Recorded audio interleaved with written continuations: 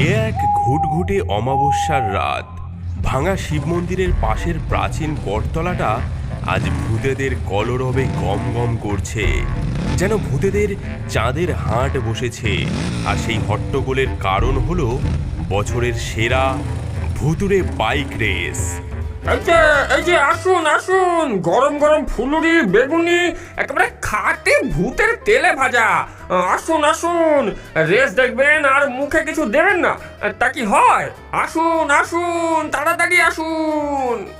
আমি তো আমার জমানো সব টাকা করি পেতনির নামেই লাগালাম। কি তার রূপ আর কি তার নিঃশব্দে চলার ভঙ্গি! বাহ, ওকে ধরা কারো কম্য নয়। ধুর বোকা, রূপ দিয়ে কি আর রেস জেতা যায়?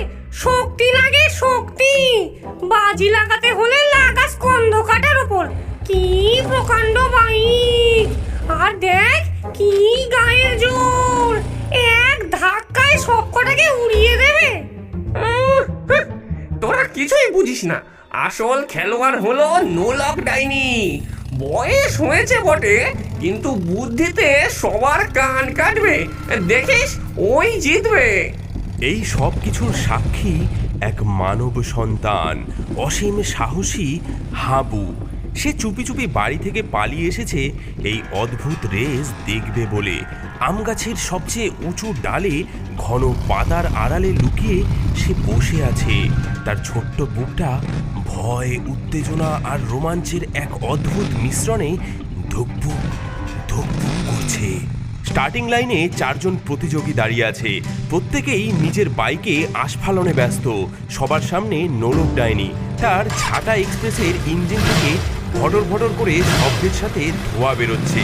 তার ঠিক পাশেই স্কন্ধ কাটা, তার কঙ্কাল কিংয়ের উপর বসে এমনভাবে বুক ফোলাচ্ছে যেন সে এখনই জিতে গেছে।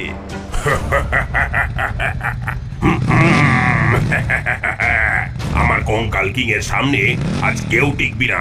এর প্রতিটি হার নাম করা পালোয়ানদের, বুঝলি? তাদের অতৃপ্ত আত্মাগুলো এই বাইককে শক্তি যোগায়। কিরে কিরে ডাইনি বুড়ি, তোর এই মরচে পড়া ঝাঁটায় আজ তেল দিয়েছিস তো, নাকি মাঝপথে ভেঙে পড়ে আমার পায়ের তলায় আসবি? এই মুন্ডহীন দৈত্য, তোর মোটা মাথায় বুদ্ধিও নেই দেখছি। বয়স নিয়ে খোটা দিস না। বয়স যত বাড়ে ধারও তত বাড়ে।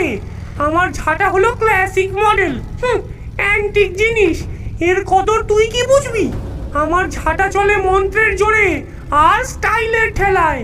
তোর মতো হাড় জিরজিরে খটখটে গাড়ির মতো শুধু আওয়াজই সার না। তাদের ঝগড়ার মাঝেই তৃতীয় প্রতিযোগী মেছো ভূত, সঙ্গে তার ইলিশ রকেট। আমার ইলিশ রকেটের কাছ থেকে একটু দূরে থাকিস সবাই।